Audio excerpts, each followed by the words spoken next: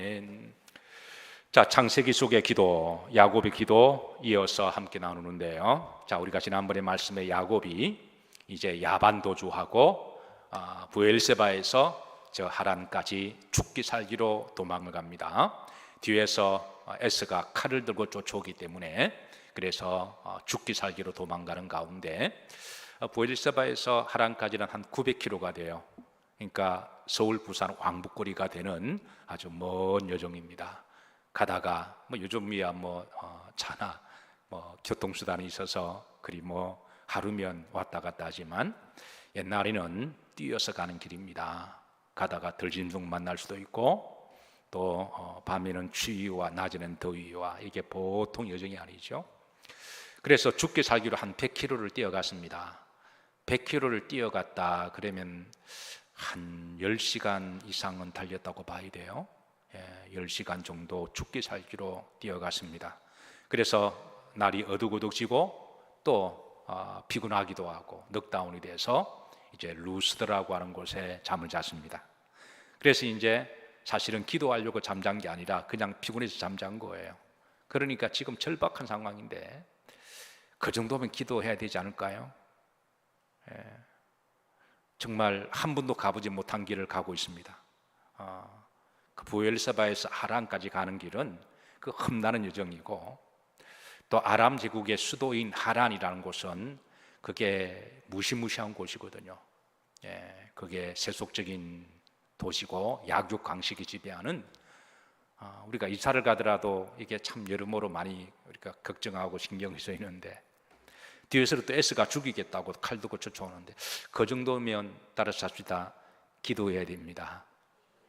그 정도는 기도해야죠. 그런데 야곱이 그런데도 기도하지 않았다는 것은 그 정도도 믿음이 없었다는 거예요. 이미 그 정도도 그의 마음은 각박했고 믿음이 없었던.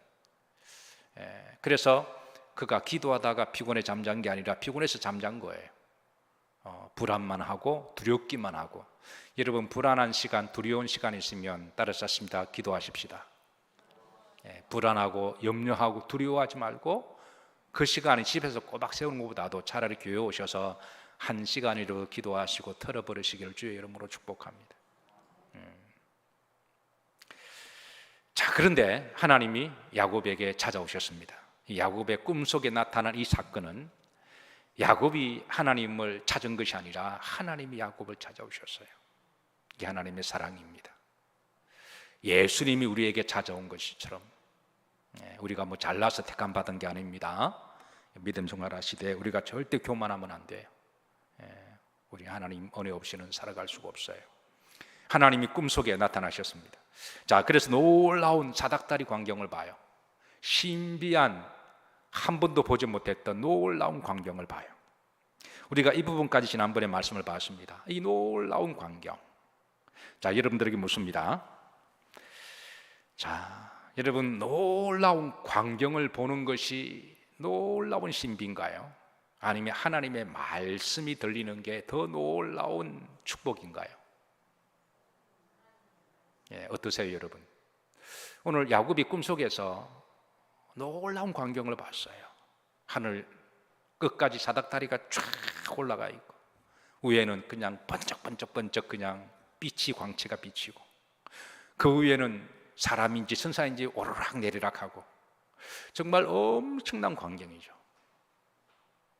여러분 이게 놀라운가요? 아니면 그 속에서 어떤 소리가 들리는데 그 소리는 하나님의 말씀이었습니다. 말씀이 더 놀라운가요?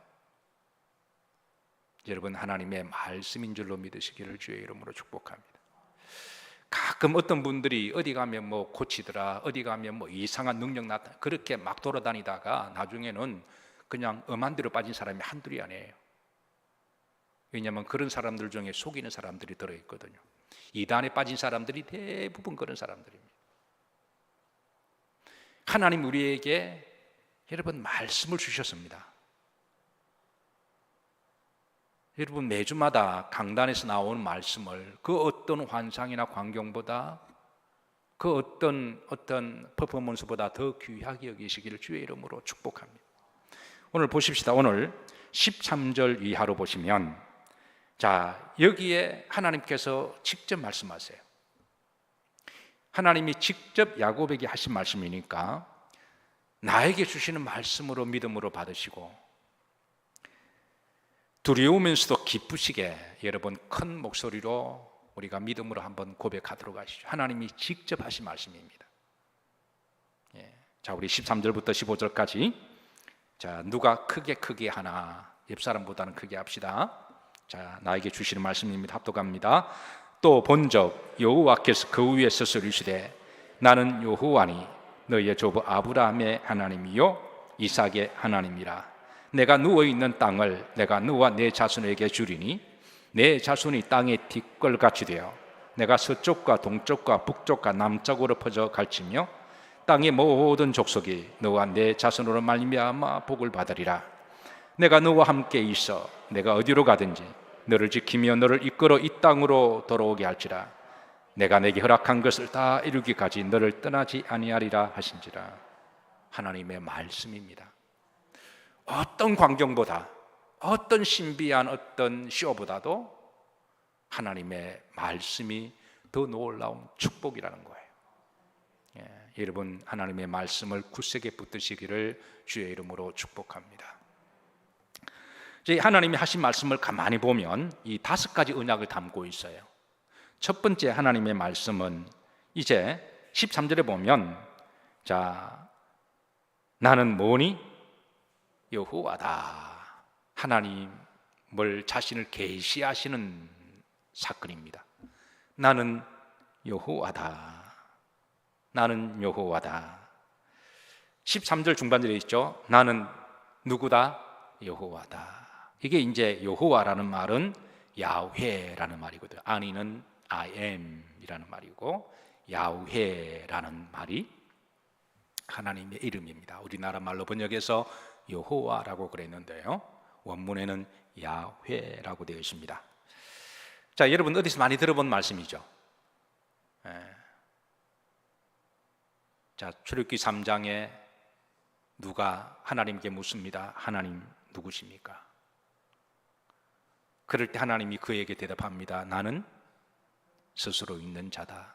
우리나라 말로 이렇게 번역을 했어요. 지금 누구와 대화죠? 뜰기산에서, 호렙산에서 뜰기나무가 불타는 것을 보고 모세가 그 광경에 빠져서 아주 놀라고 신비하게 다가갑니다. 여기도 비슷한 패턴이 나오는데요, 모세가 나무가 타지 않고 활활 타오르는 거 보고 신기하고 놀라서 그 앞에 다가갑니다. 분명 놀라운 광경입니다. 그런데 그보다 더 놀라운 것은 거기에서 하나님의 말씀이 들리는 게 더 놀라운 축복이라는 거예요. 우리는 항상 현상적인 것만 보고 어떤 충격을 받거나 어떤 뭔가를 기대합니다. 그러나 가장 복된 것은 하나님의 말씀입니다. 거기에서 하나님 누구십니까? 어떤 분이십니까? 하나님 자기를 계시하십니다. 나는 스스로 있는 자. 이게 원문에는 야훼입니다. 야훼. 이게 이제 우리나라 말로 고민 번역하다가 나는 스스로 있는 자다. I am that I am 이라고 번역했는데, 직역하면 그냥 야훼입니다. 야훼. 그러니까 하나님은 자기를 계시하신 거예요. 여러분, 하나님은 아무나에게 자기를 계시하지 않습니다. 하나님을 경시하고 하나님을 귀하게 여기지 않고 존귀하게 여기지 않는 자는 나도 그를 존귀 여기지 아니하라 그러셨거든요. 하나님은 하나님을 두려워하고 존귀한 이들에게 하나님은 자신을 계시하십니다. 하나님을 자신을 계시한 것은 놀라운 사건인데요, 이 출애굽기 3장 14절을 보고 이제 어느 신학자는 하나님이 처음으로 자기를 계시하셨다라고 본문을 강조하고 있습니다. 그런데 그 신학자가 성경을 좀 더 깊이 못 보신 것 같아요. 왜냐하면 하나님은 자기를 계시한 사건이 이게 처음이 아니라 창세기 4장 26절에도 거기에 하나님께 자기를 계시하셨는데요, 이게 이제 왜 이런 문제가 생기냐 하면 이게 번역상의 잘못 때문에 그런 거예요. 그래서 기본적으로 신학자들은 원어를 좀 하는 게 좋습니다. 왜냐하면 어역된 것만 보다가 이게 이제 다른 부분이 잘못된 번역이 되다 보니까 이게 출애굽기 3장 14절에는 나는 스스로 있는 자니라, 이 말은 고밖에 없거든요. 근데 그게 원문에는 아까 제가 뭐라 그랬나요? 야훼라고 그랬잖아요. 하나님이 야곱에게도 자기를 계실 때 나는 여호와라는 말을 나는 야훼 아니 야훼라 그랬거든요. 이게 번역을 여호와로 번역했고요. 자, 창세기 4장 20줄입니다. 이게 보시면 다 같이 한번 합독하십니다. 셋도 아들을 낳고 그 이름을 에노스라 했으며 그때 사람들이 비로소 여호와 이름을 불렀더라. 여호와에게 원하는 야훼입니다. 그러니까 하나님이 에노스 시대에도 하나님을 자기를 계시하신 거예요. 그러니까 여호와 이름을 불렀더라. 사람들이 여호와 이름을 귀히 여기고 여호와 이름으로 기도하고 여호와 이름으로 예배드리고 여호와를 이름으로 믿음으로 할 때 하나님 자기를 계시하신 거예요. 사랑하는 성도 여러분, 하나님은 절대 아무나에게 진주를 돼지에게 주지 말라 그랬거든요. 주봤자 더럽게 하고 버릴 거니까. 그러니까 하나님은 본인의 영광을, 본인의 존귀함을 업신여기거나 우상에게 주는 걸 원치 않아 하신다 그랬거든요. 그래서 여러분, 믿음도 사실은 아무나 가지는 게 아니죠. 믿음이 있으시길 주의 이름으로 축복합니다. 이 세상에서 가장 거룩한 이름은 여호와 이름이에요. 가장 위대한 이름 여호와 이름입니다. 가장 존귀하신 이름 여호와 이름입니다. 가장 축복의 이름은 여호와 이름입니다.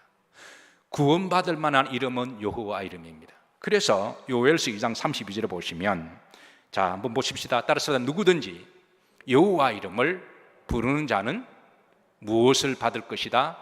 구원을 받을 거라고 그런 거예요. 여호와 이름 외에는 구원이 없습니다. 그래서 하나님은 하나님 이름을 아는 자들에게 내가 그를 존귀 여기리라 말씀하셨어요. 시편 91편 14절입니다. 다 같이 한번 합독하십니다. 하나님 이르시되 그가 나를 사랑한 적 내가 그를 건지리라. 그가 내 이름을 안 적 내가 그를 높이리라. 여기 안다라고 하는 말은 야단인데요, 그건 체험적으로 아는 걸 이야기합니다. 지식적으로 아는 걸 말하는 게 아니라 체험적으로 아는 것. 사랑하는 성도 여러분, 하나님은 아무나에게 자기를 계시하지 않으세요. 하나님을 알려고 체험적으로 애를 쓰고 몸부림칠 때에 하나님 자기를 계시합니다. 성경을 통해서 계시해 주실 때 하나님을 알아가시고 체험해 가시기를 주의 이름으로 축복합니다. 자, 두 번째, 하나님이 야곱에게 주신 말씀 속에 나는 너의 조부 아브라함의 하나님이요 이삭의 하나님이라. 이 말씀은 하나님은 앞으로 영맥을 아브라함, 이삭, 에스가 아니라 야곱을 통해서 이어가겠다라는 거예요. 원래는 육적으로 하면 아브라함, 이삭, 에스거든요. 근데 하나님은 아니라는 거예요. 나중에 왜 하나님이 에스를 버리시고 야곱을 택하셨는지, 그건 이제 나중에 우리가 조금 더 살짝 좀 보도록 하겠습니다. 자, 이후로부터 하나님은 자기를 이제 드러내실 때 나는 아브라함의 하나님이요 이삭의 하나님이요 야곱의 하나님이라 이렇게 드러내십니다. 그게 출애굽기 3장 5절입니다. 자, 3장 5절 6절인데 하나님이 모세에게 이제 말씀하실 때 6절입니다. 다 같이 합독합니다. 또 이르시되 나는 내 조상의 하나님이니 아브라함의 하나님, 이삭의 하나님, 야곱의 하나님이라 그랬습니다. 그러니까 영맥을 아브라함과 이삭과 에스가 아니라 야곱의 하나님으로 그렇게 이어가겠다는 거죠. 세계 3대 천재 가운데 한 사람 우리가 파스칼이라고 말합니다. 빵세를 적었던 그런 유명한 철학자이면서도 수학자고 과학자입니다. 세계 3대 천재 중 한 명이니까 머리가 얼마나 잘 돌아갈까요? 그가 어느 날 하나님을 지식적으로 아는 하나님의 체험적인 하나님을 알았어요. 그래서 그의 고백록 속에 내가 하나님을 그동안 지식적으로 머리로 하나님을 계산해서 하나님을 했는데 어느덧 하나님을 체험을 알고 그가 밤새도록 무릎 꿇고 울면서 고백하기를 아브라함의 하나님, 이삭의 하나님, 야곱의 하나님은 곧 파스칼의 하나님이다. 이 유명한 고백을 합니다. 이 하나님은 바로 여러분들의 하나님이십니다. 그 하나님은 아브라함의 하나님, 이삭의 하나님, 야곱의 하나님, 이제 그 다음에 자기 이름을 넣어서 합독합니다. 김만세의 하나님. 혹시 제 이름 하셨나요? 예. 자, 셋째, 하나님이 하신 말씀 중에 13절 후렴지를 보시면 땅을 내가 너에게 주리라. 후렴지를 보면 내가 누워있는 땅을 내가 내 자손에게 주리라. 하나님이 땅을 많이 강조하십니다. 지난주에 말씀드렸지만 성경에 땅은 항상 이중적 의미가 있다고 그랬습니다. 이 땅에 관한 땅은 천국에 관한 땅을 상징하는 거다. 이 말씀은 하나님은 천국을 주시겠다라는 거죠. 네 번째입니다. 내 자손이 자손의 복을 지금 언급하고 있습니다. 14절에 보면 내 자손이 땅에 티끌같이 되어 내가 서쪽 동쪽 북쪽 남쪽으로 퍼져나갈 것이다. 자손의 복을 하나님이 주세요. 자손의 복을.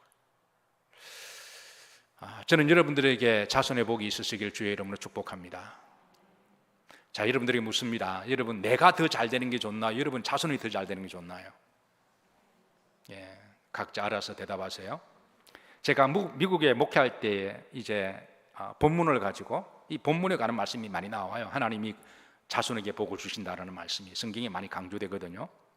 그래서 제가 이제 그다음 청장년들이 많이 있었으니까, 예, 청년들, 청장년들 20대, 30대들이 많이 있어서 내가 물었습니다. 어느 청년들 대상으로 성장 같이 있어서 내가 하나님께 복을 받는 게 좋으냐, 아니면 내가 좀 힘들고 어려워도 내가 믿음 생활을 열심히 해서 내 자손들에게 본을 보여서 내 자손들이 나보다 더 축복받는 게 좋냐라고 물었을 때, 어떤 사람들은 목사님, 내가 좀 고생하더라도 내 자손이 더 좀 잘 됐으면 좋겠습니다, 그렇게 말하는 사람은 철든 사람이에요. 그런데 유독 어느 청년은요, 결혼을 가댔습니다. 목사님, 나는 내 자식보다도요 내가 잘 돼야 돼요. 나는 자식 잘 되는 게 관심 없어요.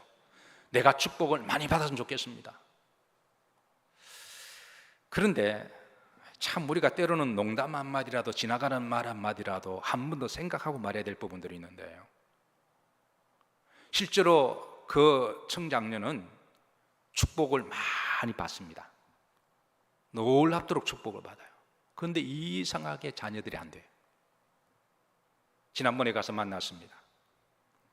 자녀 때문에 눈물 콧물 다 빼고 늘 근심하고, 그런데 본인은 잘 돼요. 돈도 잘 벌고 뭐 이름도 알려지고 뭐. 그런데 자식은 안 돼. 그래서 보고, 목사님, 옛날에 하셨던 말씀을 제게 다시 해주시면 안 되나요? 근데 목사가 다시 한다고 해서 그게 뭐 장기나 바둑 두듯이 물렀다, 그건 왜냐하면 신앙은 본인과 하나님과의 관계지, 목사는 하나님 말씀을 전하는 사람이고, 여러분들이 말씀을 받는 그 순간에 본인과 하나님과의 그런 칸출액이 되는 거잖아요. 그거 했다가 안 되니까 나보고 다시 또 되도록 해달라고 그러는 거는, 그것도 판단을 하나님이시니까 내가 빈 거 씹고 말았습니다. 내가 말하는 그 질문을 의도를 알거든요.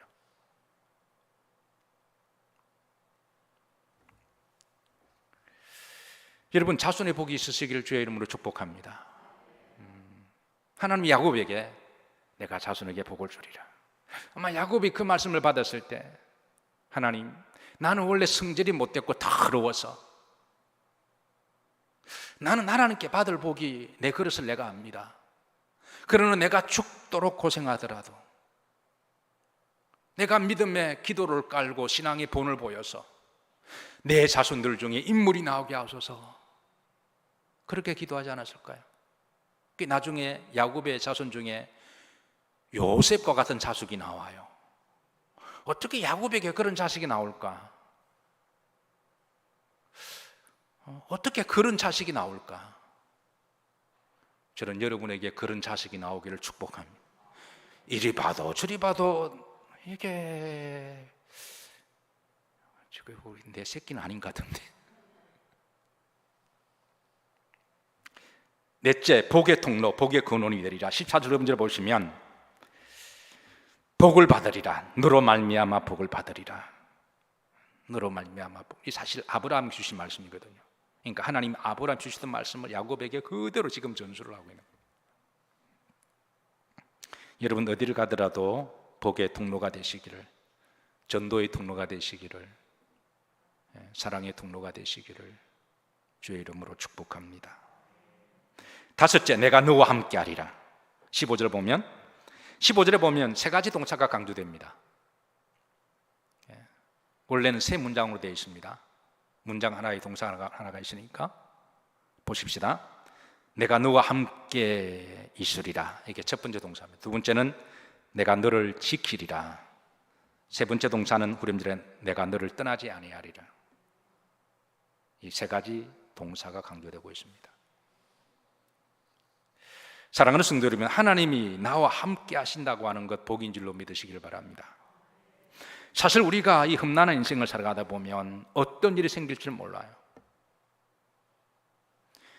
중요한 것은 하나님이 나와 함께 하시면 됩니다. 내가 어떤 일이 생기더라도 하나님 나와 함께 하시면 돼요. 우리가 살면서 우리가 어디로 갈지 몰라요. 때로는 사람이 마음으로 교회 갈지라도 그 걸음을 우리가 때로는 다른 길로 가기도 하잖아요. 그러나 우리가 어떤 길을 갈지 몰라도 하나님 나와 함께 하시면 됩니다. 우리가 살다 보면 어떤 사람 만날 줄 몰라요. 아마 야곱이 라반이 그렇게 독한 놈인 줄 알았더라면 라반 집을 안 갔을 거예요. 친척인 줄 알고 도와줄 줄 갔는데 지보다 더 독한 놈이고 지보다 더 사기꾼을 만난 거예요. 그러나 그런 사람을 만나도 하나님 나와 함께 하시면 돼요. 오늘 새벽에 이제 새벽 예배를 드리고 말씀을 준비하는 중에 잠깐 쉬는 시간 뉴스를 봤는데 전 세계가 깜짝 놀랄 만한 일이 터졌습니다. 아베 신조가 교환에게 총을 맞아서 쓰러졌다는 거예요. 그래서 혹시나 하는 마음으로 염려하면서 정말 안타까운 이야기죠. 우리가 일본과 아무리 거리가 멀어도 그래도 그런 부분 우리가 함께 아픔을 우리가 함께 나누고 회복되기를 바라는 동일한 마음이 있는 줄로 믿습니다. 그래서 시간 날 때마다 말씀을 준비하다가 잠깐 쉴 때 또 뉴스를 보고 이렇게 구글을 찾아봤는데요. 내려오기 전에 얼마 전에 사망했다고 하는 일본 방송에서 보도를 했습니다. 아베 노믹스를 이룰 만큼 정말 탁월한 정치인이었고 어쨌든 일본 사람들에게 존경받는 사람입니다. 그의 나이 68살입니다. 68, 69, 그 정도, 70이 안 됐어요. 건강한 사람이었고 그런데 몇 시간 사이에 삶과 죽음이 왔다 갔다 온 거예요. 그가 그렇게 단에 올라가서 그렇게 될 줄 누가 알았겠냐고요. 한때 일본을 권력을 쥐고 자지우지했던 놀라운 사람이잖아요. 한순간에 그리 될 줄 누가 알았겠냐고요. 누가 예측을 했겠냐고요. 그래서 지금 일본은 지금 조기를 올리고 일본 사람들이 슬퍼하고 이거는 전 세계 사람들이 함께 애도를 하고 있는데요. 사랑하는 성도 여러분, 하나님이 늘 나와 함께 해주시기를 기도하시기를 주의 이름으로 축복합니다. 한순간 삐끗하면 그냥 가버리는 거예요. 뭐 없어도 돼. 한순간에 그냥 한순간에 가버리는 한순간에 가버리는 거예요. 하나님이 함께하는 게 복입니다.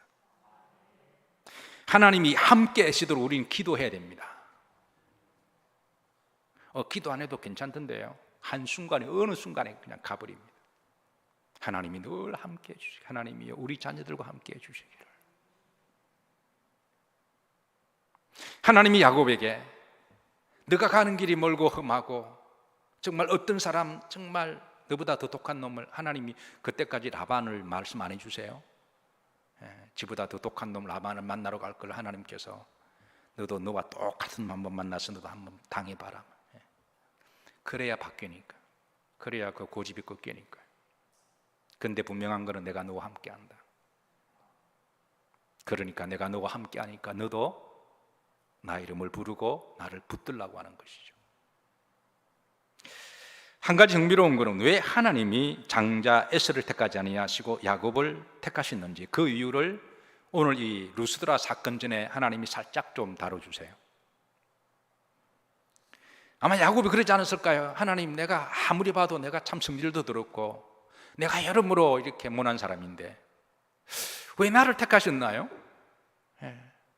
거기에 대한 이제 대답을 하나님이 그 앞에 8절 주시는데요. 8절 다 같이 한번 보십시다. 에스가 또 본적 가난 사람들의 딸들이 그의 아버지 이삭을 기쁘게 하지 못하는지라. 그러니까 기쁘게 하지 못했다. 이거는 단지 아버지를 기쁘게 하지 못했다는 것을, 그것도 포함되지만 하나님을 기쁘시게 하지 못한 삶을 살은 거예요. 이삭은 믿음을 경시 여겼습니다. 팥죽 한 그릇을 바꿔버릴 정도로.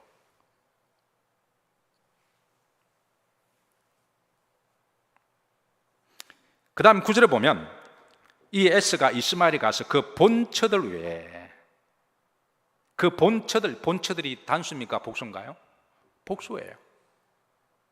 그러니까 성경은 기본적으로 하나님이 허락한 사람하고만 사는 일부일체를 강조하는 거잖아요. 이미 본처들이 많았다고 하는 그만큼 세속화되었다는 거고 세상적이라는 겁니다. 그리고 또 이스마엘의 딸과 이게 또 결혼을 해요. 아니, 한 명도 버거운데 여러 명의 와이프에 또 그 정도로 세속화되었다는 거예요. 그리고 하나님을 경시 여긴 거예요. 말씀을 경시하고, 기도도 경시하고, 예배드리는 것도 경시하고. 여러분, 경홀히 여기면 S가 됩니다. 그러니까 누가 S냐? 그러니까 믿음을 경홀히 여기거나, 하나님의 말씀을 경홀히 여기거나, 기도를 경홀히 여기면 자기도 모르게 S가 돼요.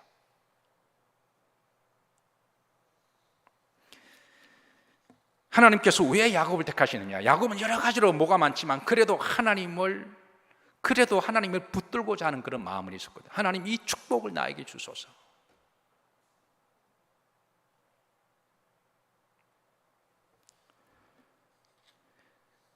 중요한 것은 야곱은 한평생 이 루스드라 베델의 체험을 잊지 못합니다. 이 루스드라의 사건은 한평생 야곱의 신앙생활을 하는데 그의 로드맵이 돼요. 결코 잊지 못합니다. 그리고 하나님도 그 사건을 잊지 않도록 하나님께서는 기억하게 하십니다. 창세기 35장 1절에 보면 야곱이 삼촌 라반 집에서 20년을 보내고 이제 고향집으로 돌아올 때입니다. 돌아오는 길에 사마리아 성에 잠시 머무르는데요. 이 사마리아 성이 굉장히 인본주의적인 도시입니다. 우상의 도시고요, 세속적인 도시입니다. 거기에서 그의 자녀들이 큰 사고를 쳤어요. 루벤과 시몬이 야곱의 딸 디나 사건으로 말미암아, 어쨌든 이 사건 때문에 그 사마리아 성에 있는 사람들이 야곱 가족을 이제 몰살시키려고 그냥 작정을 한 거예요. 야곱의 가족이 해봐야 고작 통쳐서 해가지고 한 20명 정도밖에 안 되거든요. 12아들 그 와이프들 해봐야 한 20명, 30명 정도. 그러니까 사마리아 사람들이 그냥 도륙을 내려고 작정을 하는데요. 그래서 야곱이 너무 두렵고 무서워서 어찌할 바를 몰라서 발발 떨고 어디로 가야 할지 모를 때 하나님이 야곱에게 나타나셔서 베델로 올라가라고 하세요. 베델로 올라가라. 35장 1절입니다.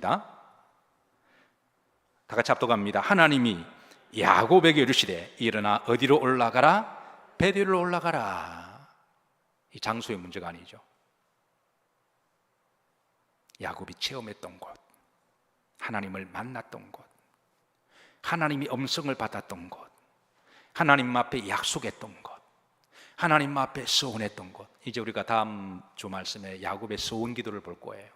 야곱이 하나님을 체험했던 곳에서 어떤 서원을 했는지. 여러분, 믿음 생활 하시다 보면 여러분들이 체험했던 어떤 은혜가 있을 거예요. 여러분, 그 은혜를 여러분 귀하게 여기시고 그 은혜를 잊지 마시고 그 은혜를 잘 간직하시고 그 은혜로 살아가시기를 주의 이름으로 축복합니다. 하나님은 야곱에게 너 베델 사건 잊으면 안 돼. 그리고 위기를 만날 때마다 하나님은 베들로 올라가라. 저는 이곳이 여러분의 베들이 되기를 주의 이름으로 축복합니다. 신앙은 어떤 부분에 있어서 대부분 체험입니다. 내가 하나님을 인격적으로 영적으로 체험하지 않고서는, 내가 지식적으로 알고 종교적으로 아는 것은 그 파워가 없어요. 저력이 없습니다. 위기를 만났을 때 흔들립니다. 그런데 체험이 있으면 좀 흔들리다가도 다시 일어섭니다. 저는 이곳이 여러분들의 베들이 되시기를, 그리고 하나님의 말씀을 굳세게 붙드시기를, 그 어떤 놀라운 환상과 광경과 신비한 체험보다도 하나님의 말씀을 더 귀히 여기시기를 주의 이름으로 축복합니다.